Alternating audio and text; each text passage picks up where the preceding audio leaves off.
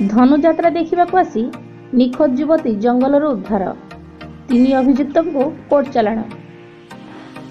बरगड़ धनुଯାत्रा देखा आसी निखोज युवती को अपहरण बलात्कार एवं हत्या उद्यम मामला सारा राज्य में हलचल सृष्टि करिछि। पीड़िता एवं भीमसार बुर्ला चिकित्साधीन अछंती।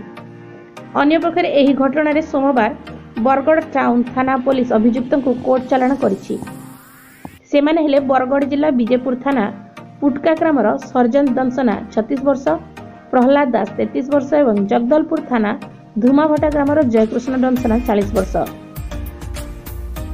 तेबे ए पर्यंत मुख्य अभियुक्त को पुलिस गिरफ करि पारि नथिबा चर्चा चली।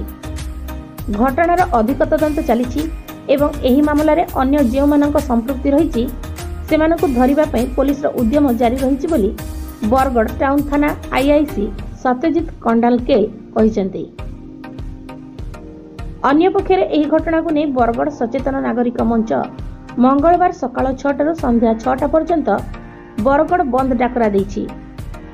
प्रकाश थाउ कि गत 12 तारिख धनुଯାत्रा देखा आसीथिबा बेले पीड़िता निखोज हो जाइथिले। निखोज होबार प्राय 48 घंटा परे अर्थात गत 14 तारिख बरगड़ सहर उपकंठ कुर्ला जंगल रक्त जुड़ुबुड़ अवस्था पीड़िता उद्धार होइतिले। तांको अपहरण करी बलात्कार एवं हत्या उद्यम होइतिबा नै पीड़ितांक मां बरगड़ टाउन थाना रे एतला दैछन्ती। पुलिस एक मामला रुजु करी अधिक तदंत चलाइछि। बरगड़ जिल्लारू श्यामसुंदर सुनांक रिपोर्ट, मातृभूमि लाइव टीवी।